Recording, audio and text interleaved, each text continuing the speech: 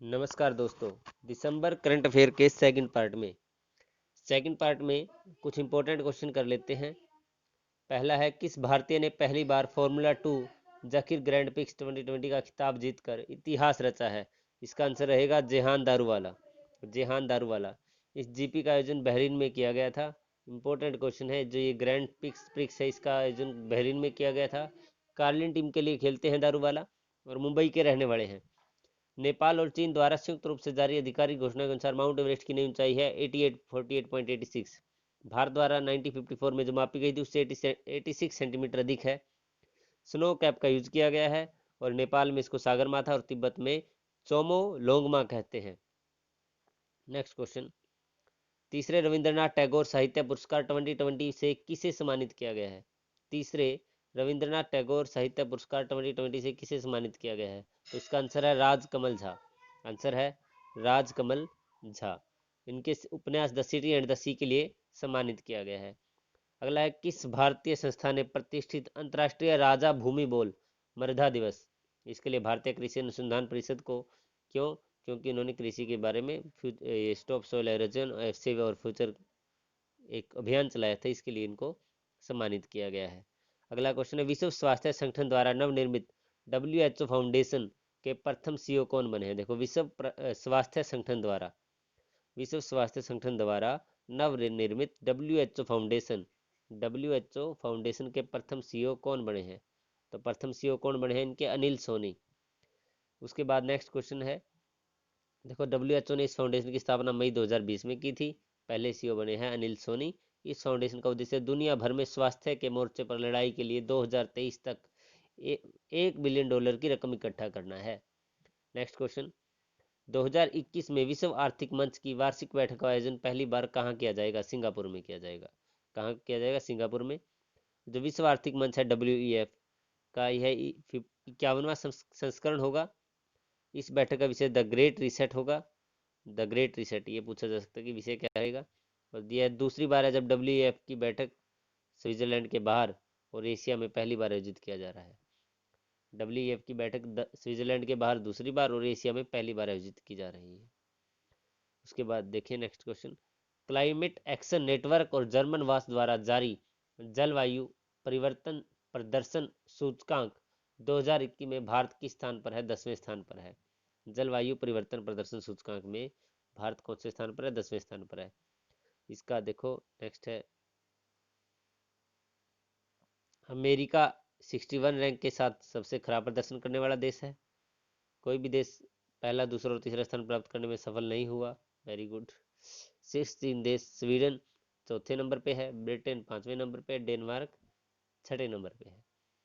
भारत के किन 2 शहरों को दिसंबर 2020 में यूनेस्को ने विश्व विरासत शहरों की सूची में शामिल किया है? तो ये इंपॉर्टेंट क्वेश्चन रहता है। देखो, हरियाणा में होने वाले एग्जाम्स के लिए भी और स्टेट लेवल के सेंट्रल लेवल के एग्जाम के लिए भी मोस्ट इंपॉर्टेंट क्वेश्चन रहता है। भारत के किन 2 शहरों को दिसंबर 2020 में यूनेस्को ने विश्व विरासत विश्व विरासत शहरों को सूची में शामिल किया है? ग्वालियर और ओरछा, ये याद रखना है। दोनों शहर मध्य प्रदेश में स्थित हैं, दोनों ही मध्य प्रदेश के। मध्य प्रदेश में स्थित पन्ना टाइगर रिजर्व को यूनेस्को ने हाल ही में world network of biosphere reserve सूची में शामिल किया गया है। तो मोस्ट इंपॉर्टेंट क्वेश्चन बन जाता है क्वेश्चन नंबर 31। मध्य प्रदेश में स्थित पन्ना टाइगर रिजर्व को यूनेस्को ने हाल ही में world network of biosphere reserve सूची में शामिल किया है। ये भी आ सकता है पेपर में। देखो भाई, नेक्स्ट क्वेश्चन, वर्ष 2020 के लिए पुरुष श्रेणी में विश्व एथलीट ऑफ द ईयर का खिताब किसे प्रदान किया गया है? तो खिताब किसे प्रदान किया गया? अमार्ड मोंडो डुप्लांटिस को। स्वीडन के हैं, पोल वाल्टर खिलाड़ी हैं, ये सम्मान पाने वाले पहले स्वीडिश एथलीट बने हैं। देखो, महिला श्रेणी में वेनेजुएला की ट्रिपल जूनियर यूलिमार रोजस को विश्व एथलीट ऑफ द ईयर चुना गया है। ठीक है, बाकी मैं आपको इसकी PDF दे दूंगा। क्वेश्चन नंबर 33, RBI ने दिसंबर 2020 में बैंकिंग विनियमन अधिनियम 1949 के प्रावधानों को पालन नहीं करने पर किस बैंक को का लाइसेंस रद्द कर दिया है?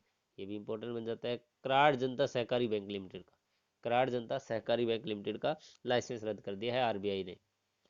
किस संस्था द्वारा भारतीय राष्ट्रीय निवेश संवर्धन एजेंसी इन्वेस्ट इंडिया का निवेश प्रोत्साहन पुरस्कार 2020 से सम्मानित किया गया है? वो है UNCTAD अनक्टेड।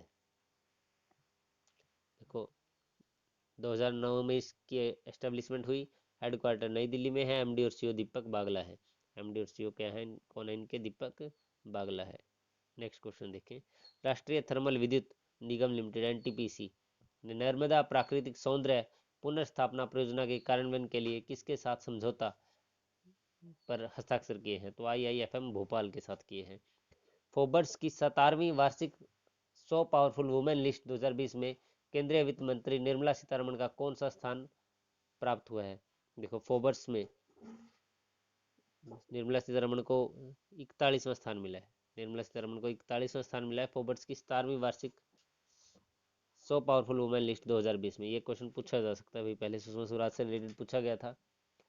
हाल ही में केंद्रीय शिक्षा मंत्रालय ने स्कूली छात्रों के लिए नई बैग पॉलिसी जारी की। इसके तहत कक्षा 1 से 10वीं तक के छात्रों के स्कूल बैग का भार कितना होगा, छात्र के कुल वजन का 10%। देखो 10वीं तक ये नई शिक्षा नीति लागू की है। नेक्स्ट क्वेश्चन देखिए। अंतर्राष्ट्रीय ओलंपिक समिति आईओसी ने पेरिस में 2024 में होने वाले खेलों में किस खेल को पहली बार आधारिक तौर पर ओलंपिक खेल का दर्जा दिया है, तो ये है 2024 के लिए मिला है ब्रेक डांस को। इसलिए मोस्ट इंपोर्टेंट बन जाता है, ब्रेक डांस को 2024 में पहली बार ओलंपिक खेल का दर्जा दिया गया है। बस आज के लिए इतना ही, अगले क्वेश्चन अगली वीडियो में लेकर के आऊँगा।